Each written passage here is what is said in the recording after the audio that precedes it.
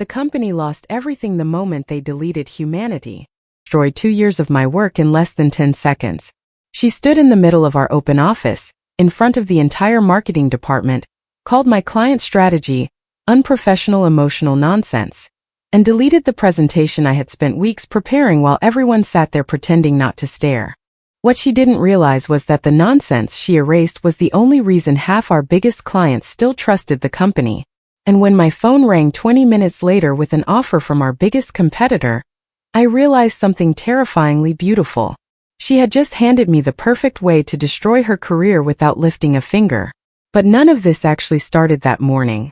It started almost 2 years earlier when I joined Cresswell Media as a senior client coordinator. The company looked impressive from the outside. Huge downtown office, expensive branding, fancy corporate language about innovation and customer engagement. Inside, it was chaos hidden behind polished PowerPoint slides. Clients were leaving constantly. Accounts disappeared every month and nobody wanted to admit why. Every meeting blamed market conditions. Every report blamed industry instability. But after my first few weeks there, I realized the truth was much simpler. Nobody in management actually cared about clients. Not really. They cared about numbers, efficiency reports, response times, quarterly metrics. Everything was about looking productive instead of actually building trust. My manager, Vanessa Reed, was obsessed with optimization. She talked like a business podcast 24 hours a day. Emotional attachment creates inefficiency. Client interactions should remain streamlined. Professional distance increases productivity. I heard those phrases so often I could have printed them on a t-shirt. Meanwhile, the clients sounded exhausted. Every email chain felt robotic. Every meeting sounded scripted. People spending hundreds of thousands of dollars with our company were being treated like support tickets. So I started doing something that apparently nobody else in that office thought mattered anymore. I listened. Really listened. When a client casually mentioned their daughter applying to colleges, I remembered and followed up later. When someone talked about being stressed over a product launch, I checked in afterward instead of disappearing until the next invoice. When a restaurant owner we worked with lost power during a storm and had to shut down for a weekend, I sent her a list of local suppliers that might help her recover faster. Tiny things. Human things. Nothing manipulative. Nothing fake. Just attention. And weirdly enough, people responded to it immediately. One client, Daniel Mercer, started requesting me specifically for every strategy call. "You're the only person there who talks to me like an actual human being," he told me once. Another client, Olivia Bennett, referred 3 new companies to us within 4 months. Not because our pricing was amazing, not because our campaigns were revolutionary, because she trusted me. And that trust slowly started changing everything. Within a year, our retention numbers improved dramatically. Several struggling accounts renewed contracts they were originally planning to cancel. Revenue climbed. Even people inside the company noticed the difference. Everyone except Vanessa, because from her perspective I was doing everything wrong. My calls were too long. My meetings were too conversational. My notes were filled with irrelevant personal information. Once during a review meeting she literally highlighted a sentence in my client file and read it out loud like evidence in court. "Client stressed because father is recovering from surgery," she quoted. "Why is this relevant to marketing strategy?" I looked at her for a second. Because people make business decisions emotionally when they're overwhelmed. She rolled her eyes so hard I thought they might actually get stuck. "This is exactly the problem with your approach, Hannah. You're acting like a therapist instead of a strategist." And honestly, that should have been my warning sign. But I stayed because the clients appreciated me. And deep down I thought results would eventually matter more than Vanessa's ego. Huge mistake. About 4 months later, our CEO announced a company-wide performance review because retention rates had improved significantly. During the meeting, he specifically praised the stronger relationship-focused communication strategy, developing inside the client department. The second he said that, I saw Vanessa's face tighten. Not dramatically, just enough. The kind of expression someone makes when they hear praise landing in the wrong direction. After the meeting, she stopped me near the elevators. "You enjoying the attention?" she asked coldly. I frowned. "What?" "This whole relationship branding thing you've created." I'm literally just talking to clients. You're wasting company hours building emotional dependency. I actually laughed a little because I thought she was exaggerating. She wasn't. Over the next month, Vanessa became obsessed with auditing my work. Every email, every meeting note, every client interaction. She demanded full documentation explaining how my personalized engagement strategy supposedly contributed to measurable business growth. The assignment was clearly meant as punishment. Hours and hours of pointless paperwork designed to bury me. But instead of fighting it, I decided to go all in. If she wanted documentation, I'd give her documentation. So I built the most detailed client retention report I'd ever created. 72 pages.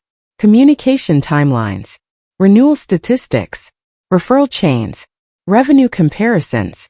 I documented exactly how relationship-based communication had increased client loyalty and generated over $430,000 in additional revenue across 18 months. Every number was backed by evidence. Every improvement connected directly to stronger personal trust. And honestly, I was proud of it. Not because it proved I was smart. Because it proved kindness actually mattered in business. That people remembered how you made them feel. That trust wasn't inefficient. It was valuable. A week later, Vanessa scheduled a mandatory department meeting.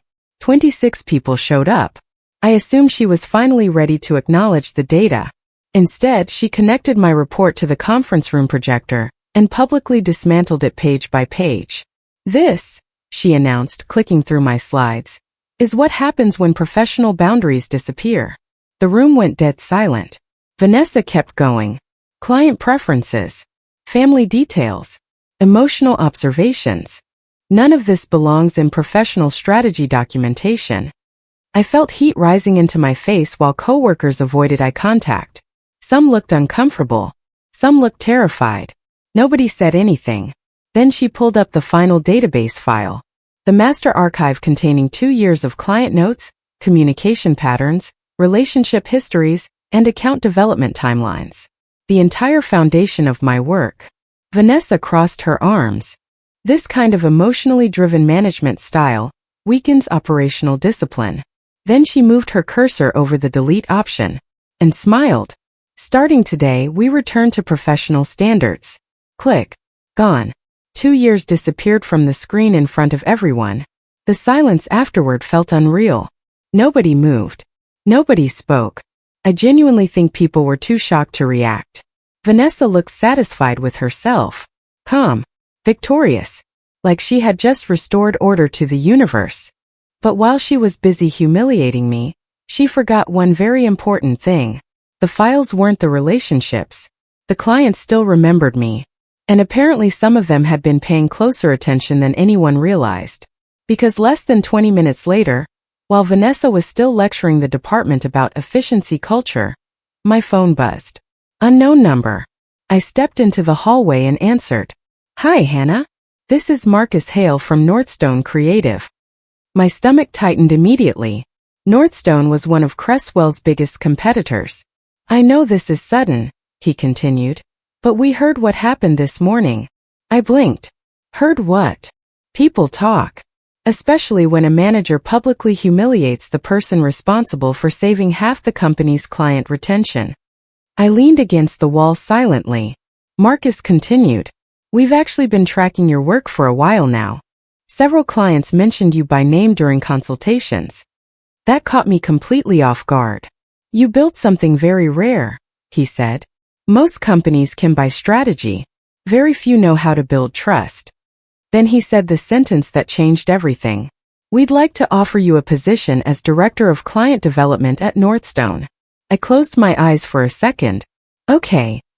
Base salary starts at $480,000 annually, plus bonuses. Full autonomy over client strategy. For a moment I honestly thought I misheard him. Cresswell, I was making less than a quarter of that. Marcus lowered his voice slightly. And Hannah, we know you can't bring confidential data with you. We're not asking for that. I already understood where this conversation was going. But relationships aren't files, he continued. If clients choose to follow someone they trust, that's their decision. I looked through the conference room glass wall. Vanessa was still talking. Still smug. Still completely convinced she had one. And suddenly something hit me so hard I almost laughed out loud. She had just destroyed the only thing protecting her position. Not my files. Not my reports. The trust those clients had in the company itself. And she did it publicly. All by herself. When I walked back into the conference room, Vanessa stopped talking immediately. 26 people turned toward me at once. I still had my phone in my hand. Still had Marcus Hale's offer sitting open on the screen. Vanessa tilted her head slightly. Everything okay? For the first time in months I smiled. Actually, I said calmly, better than okay. The room stayed completely silent. Vanessa crossed her arms. Hannah, we're in the middle of a department discussion. I know. I walked to the front of the room slowly, heart pounding so hard I could feel it in my throat. But strangely, I wasn't nervous anymore. I was done being nervous around people who treated empathy like weakness. I looked directly at Vanessa. I'm resigning effective immediately. You could physically feel the shift in the room. A couple people looked down instantly. One guy near the back actually whispered, "Holy shit," under his breath. Vanessa blinked. What? I accepted an offer from Northstone Creative. Her face changed immediately. Confusion first. Then disbelief. Then panic trying desperately to hide itself behind authority. You can't resign without notice. I can. You're being emotional. I almost laughed at that. Of course that was her first response. Not concern. Not surprise. Just another criticism disguised as professionalism. I'm being practical, I said. Our competitors apparently value client relationships more than you do. Vanessa's jaw tightened. You are not allowed to take company information. I'm not taking anything. That database belonged to Crestwell. I nodded slowly. Good thing the clients don't. The room went completely dead again. Vanessa stared at me like she genuinely couldn't process what was happening. Because in her mind, clients belonged to systems, processes, contracts, spreadsheets. She had never understood that people stay loyal to people. Not logos. Not mission statements. People. The CEO, Richard Lawson, had been standing quietly near the back of the room the entire time. Now he finally stepped forward.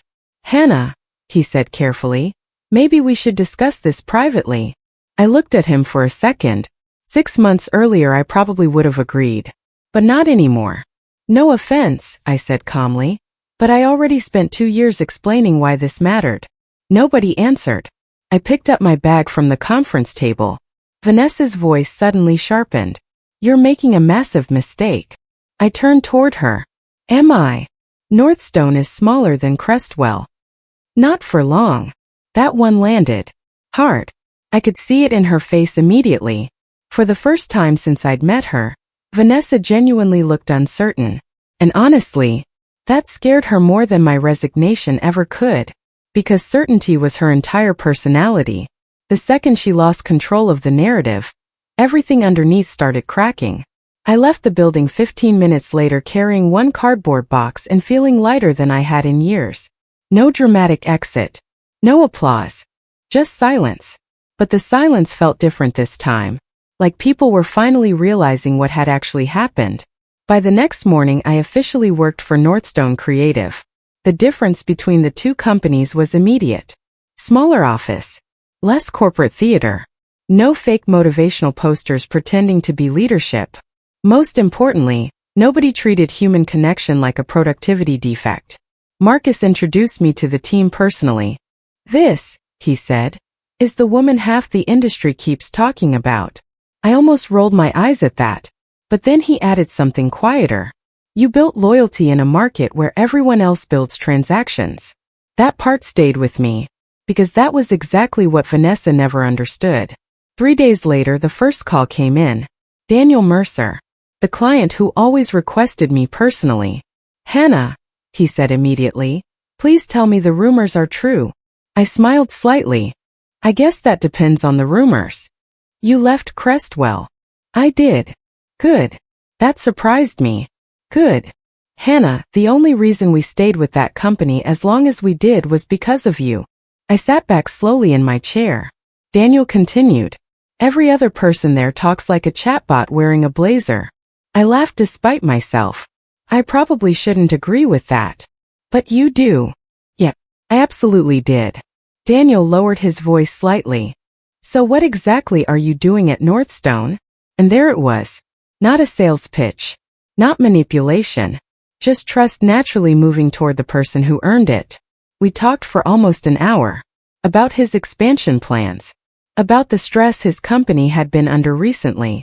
About his son finally graduating from rehab after a difficult year. And by the end of the conversation, he asked for a formal proposal from Northstone. The second call came that same afternoon. Then another the next day. And another after that. Within 2 weeks, 7 major Crestwell clients had contacted me directly. Not because I recruited them. I never once asked anyone to leave Crestwell. I didn't need to. All I did was answer the phone. Because relationships don't disappear when someone deletes a file. And that's the part Vanessa completely failed to understand. People remembered who showed up when things were difficult. People remembered who listened. Who cared. Who treated them like human beings instead of invoice numbers. Meanwhile, things inside Crestwell started collapsing fast. I heard most of it through former coworkers. Apparently Vanessa tried replacing my communication system with stricter efficiency tracking. Shorter calls. Standardized templates. Less unnecessary engagement. Exactly the same philosophy that had already been failing before. Except now there was nobody left balancing out the damage. Clients noticed immediately. One former coworker told me Daniel Mercer actually hung up during a meeting after Vanessa interrupted him 3 separate times to keep the discussion task-focused. Another client complained that conversations suddenly felt cold and robotic. Within a month, Crestwell lost 4 major accounts. Then 6. Then more. The company started panicking internally. Emergency meetings. Retention crisis discussions. Executives suddenly obsessed with understanding why loyalty was disappearing so quickly. And the answer was painfully simple. Because Vanessa deleted the only thing clients actually felt connected to. Not the database. Me. One evening about 6 weeks after I left Crestwell, I got a call from Olivia Bennett, the client who had referred multiple companies to us over the years. Hannah, she said, I need to ask you something honestly. Okay. Was Vanessa always that dismissive of people? I leaned back slowly. What happened? She spent 20 minutes lecturing me today about maintaining professional boundaries, because I asked how her staff was handling the workload changes. I stared at the ceiling for a second. Of course she did. Olivia sounded genuinely upset. I've worked with consulting firms for 15 years, she continued. And I have never felt less valued than I did during that meeting. That word again. Valued. Not optimized. Not processed efficiently. Valued. I think companies massively underestimate how much that matters. Especially now. Everyone's exhausted. Everyone's overwhelmed. Most people spend their entire lives feeling replaceable. The moment someone makes them feel genuinely important, they remember it forever. And Vanessa? She treated warmth like weakness. Which meant she was fundamentally incapable of understanding why people kept leaving. 2 months after my resignation, Crestwell announced internal restructuring, which is corporate language for everything is on fire and leadership is pretending it's strategic. Layoffs started almost immediately. Several departments got merged. Budgets froze. And suddenly the same executives who ignored relationship building for years were desperately trying to recreate it overnight. Too late. Trust doesn't work like that. You can't automate sincerity once people stop believing you care. One afternoon Marcus walked into my office holding a printed report. You might enjoy this, he said. I took it from him. It was an industry performance summary. Northstone had just experienced the largest growth quarter in company history. Mostly from transferred Crestwell accounts. Marcus smiled. You know the funniest part? What? We haven't spent $1 trying to recruit their clients. I looked down at the report again. That was the beautiful part. This wasn't revenge built on sabotage. Nobody hacked systems. Nobody stole information. Nobody manipulated contracts. All that happened was this. One company treated people like numbers. The other treated them like humans. And eventually the clients chose the place where they felt respected. Natural consequences are terrifying when you've spent years protected from them. And Vanessa was finally learning that lesson in real time. Part 3. 3 months after I left Crestwell, Richard Lawson called me personally. I was sitting in my office at Northstone reviewing campaign reports when his name appeared on my screen. For a second I considered ignoring it. Then curiosity won. "Hello, Hannah," Richard said carefully. "Thank you for taking the call." His voice sounded older somehow, more tired. Corporate confidence has a strange way of disappearing once money starts bleeding. "What can I do for you?" I asked calmly. He hesitated. I wanted to discuss a potential opportunity. Of course he did. I leaned back in my chair silently while he continued. "As you probably know, Crestwell has experienced some instability recently."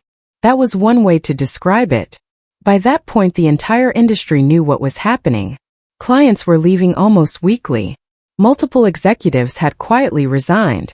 Internal reviews were underway. And rumors about possible acquisition talks were everywhere. Richard cleared his throat.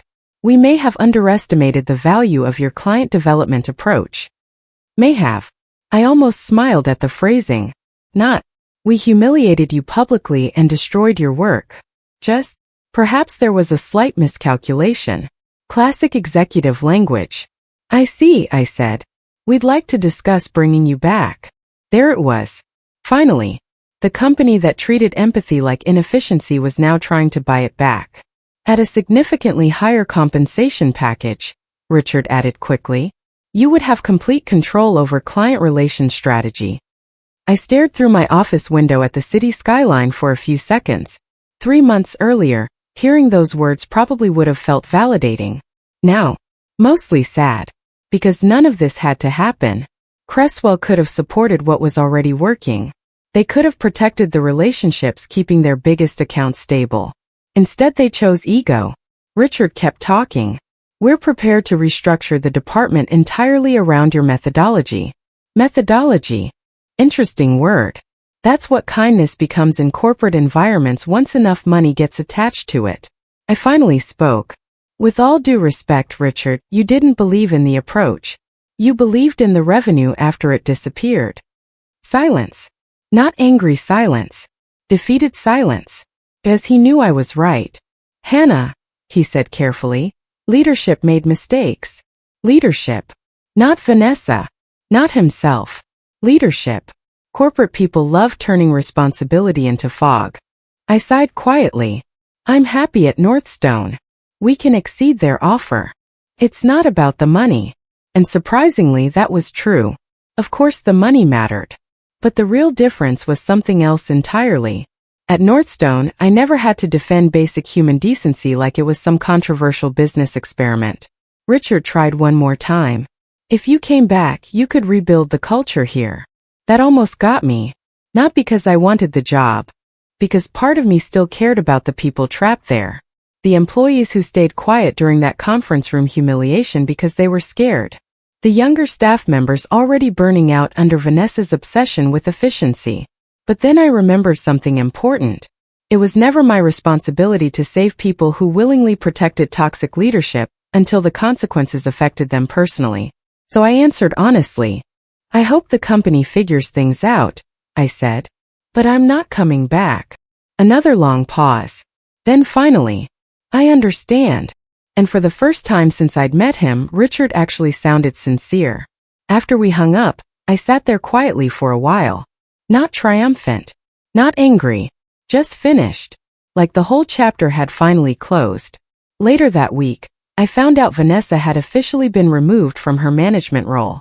Apparently the board investigation into the retention collapse had gone very badly for her. Several clients directly mentioned her dismissive communication style during exit interviews. One account reportedly told the board, "We didn't leave because Hannah quit. We left because your management made it clear relationships didn't matter." That line spread through the industry fast. Because it exposed something bigger than one bad manager. A lot of companies secretly think exactly like Vanessa. They just hide it better. They want loyalty without emotional investment. Connection without effort. Trust without humanity.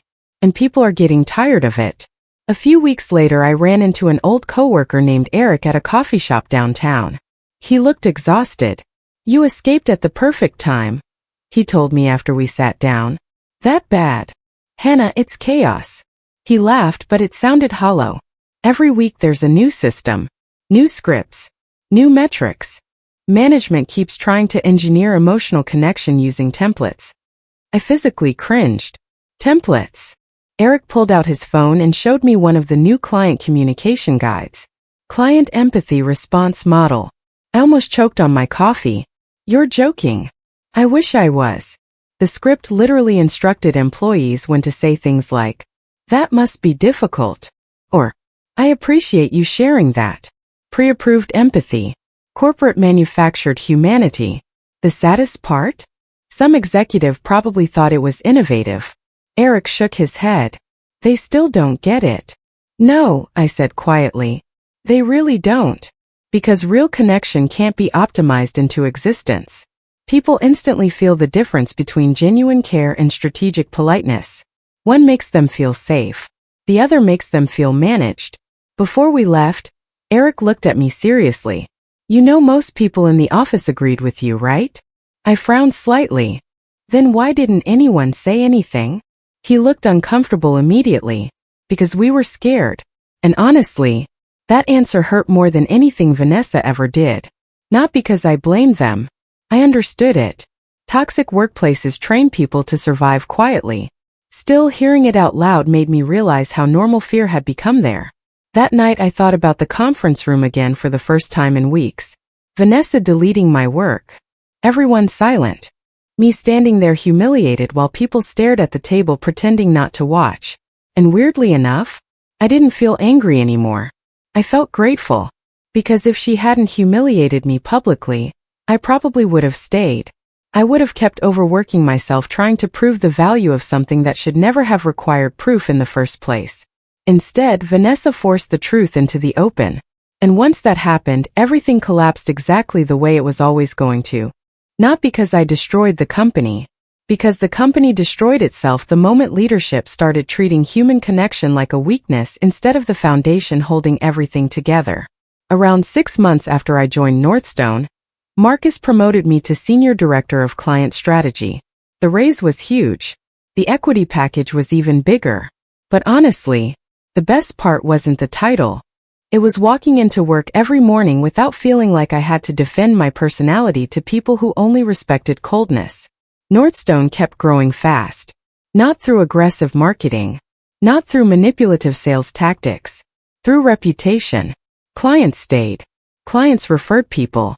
Clients trusted us. Simple as that. One afternoon Marcus stopped by my office holding another industry report. "You want the latest Cresswell update?" I raised an eyebrow. "Sure." They officially accepted a merger deal. I blinked. That fast. Revenue collapse hit harder than expected. I leaned back slowly. Less than a year earlier, Cresswell had been one of the biggest firms in the city. Now they were basically being absorbed to survive. Marcus sat down across from me. "You know what's crazy?" he said. "What?" "They still think the problem was losing you." I frowned slightly. "What do you mean?" "They think you were some exceptional outlier employee they couldn't replace." "Aren't I?" Marcus laughed. "You are. But that's not the real issue." He pointed toward the office floor outside my glass wall where employees were talking with clients. "The real issue is that companies built around fear eventually lose everyone capable of genuine connection." That sentence stayed with me for a long time. Because he was right. Toxic workplaces don't just lose talent. They slowly destroy warmth itself. Until everyone sounds rehearsed, careful, emotionally exhausted. And eventually clients can feel it too. That's when the trust dies. Not suddenly. Quietly. One interaction at a time. Part 4.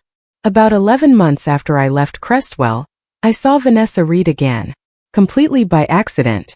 I was leaving a networking event at a hotel downtown, when I noticed her standing alone near the registration tables staring at her phone. At first I almost didn't recognize her. Not because she looked dramatically different. Because the energy was gone. Vanessa used to walk into every room like she owned it. Sharp posture. controlled expressions. That constant executive confidence like she was always 3 steps ahead of everyone else. Now she just looked tired. Older somehow. Like the last year had finally caught up with her. She noticed me about 2 seconds later. And for a brief moment, something flashed across her face that I honestly couldn't identify. Embarrassment maybe. Regret. Or maybe just surprise that I was doing fine without her approval. Hannah. Vanessa. The silence between us felt strangely calm. Not hostile. Not dramatic. Just awkward in the way conversations become when 2 people fully understand how much damage happened between them. You look well, she said eventually. Thanks. You too. That was a lie from both of us. Vanessa glanced toward the ballroom entrance. I heard Northstone's been doing very well. We've been lucky. She gave a small dry laugh. No, you've been right. That caught me off guard. Because Vanessa Reed was not the kind of person who admitted being wrong. Ever. She looked down at the floor for a second before continuing. I spent years believing emotional distance made people respect you more. I stayed quiet. Vanessa folded her arms loosely. My father ran companies the same way. Very cold. Very efficient. He used to say feelings were distractions. Something about hearing that made the entire situation suddenly make more sense. Not excuse it, but explain it. She sighed quietly. And for a long time it worked. Or at least I thought it did. I looked at her carefully. What changed? Vanessa smiled, but it looked exhausted. Everyone kept leaving. Simple answer. Brutally simple. She glanced at me again. You know what bothered me most after you resigned? I didn't answer. It wasn't the clients leaving. That surprised me. It was hearing people talk about you like you mattered to them personally. The way she said it sounded almost confused. Like she still didn't fully understand the concept. I spent 20 years trying to become respected, she continued quietly. And somehow you made people loyal just by being kind to them. There it was. The real issue underneath everything. Not professionalism. Not efficiency. Jealousy. Not because I was smarter. Because connection came naturally to me in a way it never had for her. And honestly, that made me sad more than anything else. Vanessa looked toward the crowded ballroom. I think I spent so long trying to look strong that eventually nobody felt comfortable being human around me anymore. For a second neither of us spoke. Then she laughed softly to herself. God, that sounds pathetic out loud. No, I said honestly. Just lonely. That seemed to hit her harder than I expected. Because loneliness was exactly what Vanessa had built around herself without realizing it. She had mistaken fear for respect for so long that by the time the fear disappeared, there was nothing underneath holding people close to her. No trust. No warmth. No loyalty. Just hierarchy. And hierarchy collapses very fast once people stop benefiting from it. Vanessa looked back at me carefully. Do you hate me? The question came out so directly it almost surprised me. I thought about it honestly. A year earlier the answer probably would have been yes. But now? No, I said finally. Why not? Because hate requires emotional attachment. And somewhere along the way I had stopped needing anything from her. I think you were wrong about a lot of things, I said calmly. But I don't think you were evil. Vanessa looked down again silently. You humiliated me, I added. But honestly leaving Cresswell was probably the best thing that ever happened to me. A strange expression crossed her face after I said that. Not anger. Almost relief. Like hearing that somehow reduced the weight she'd been carrying around. You know, she said quietly. After you left, I actually tried reading some of your retention reports. I raised an eyebrow slightly. And Vanessa smiled faintly. You noticed things nobody else paid attention to. The funny part was that I never considered it a special skill. I just cared. That was it. And maybe that's why so many companies fail at creating loyalty. Because they approach human connection like a strategy instead of a mindset. People can always tell the difference. A voice called Vanessa's name from across the ballroom. She glanced over her shoulder briefly, then looked back at me. I should go. Probably. She hesitated for a second, then quietly said, I really was threatened by you. That honesty hit harder than any apology could have. Because finally, after all this time, someone had said the real thing out loud. Not operational concerns. Not professionalism. Not efficiency. Fear. Fear that kindness might matter more than control. Fear that warmth might build stronger loyalty than authority. Fear that people trusted me more than they respected her. And the worst part? She had been right. Vanessa extended her hand slowly. For a second I considered not taking it. Then I did. Her handshake felt different now. Less performative. More human. Goodbye, Hannah. Goodbye, Vanessa. And just like that, it was over. No dramatic revenge. No final speech. No cinematic victory moment. Just two people standing in a hotel hallway finally understanding what the real conflict had been all along. Not business philosophy. Not competition. Human connection versus emotional distance. And only one of those things survives long term. A few months later, Northstone officially became one of the top client development firms in the region. Industry articles kept calling our approach relationship-centered growth strategy. I always hated those phrases a little, because they made basic human decency sound revolutionary. In reality, our entire philosophy was incredibly simple. Listen carefully. Remember people's lives. Be honest. Show up consistently. Treat human beings like human beings. That was it. No secret formula. No manipulative psychology. Just genuine attention in a world where most people feel invisible. One evening after work, Marcus and I stayed late reviewing quarterly numbers. Northstone had broken another revenue record. Funny, isn't it? He said while looking over the reports. What? How many companies spend millions trying to manufacture loyalty? He gestured toward the client retention charts. When most people just want to feel respected. I smiled slightly. Because after everything that happened, that truth still felt strangely underrated. Not only in business. In life generally. People remember how you make them feel long after they forget what you sold them. Long after titles disappear. Long after presentations get deleted. That night, while driving home through the city, I stopped at a red light and caught myself thinking about the conference room again. Vanessa deleting my work. The silence. The humiliation. The moment I thought everything had collapsed. And I laughed quietly to myself. Because sometimes the worst day of your life is actually the day you stop shrinking yourself to fit inside places that were never capable of appreciating you properly. Sometimes losing the wrong environment is the first moment your real life actually starts. And maybe that was the strangest part of all this. Vanessa thought she was destroying my career. In reality, she accidentally gave me the freedom to build one that finally matched who I actually was.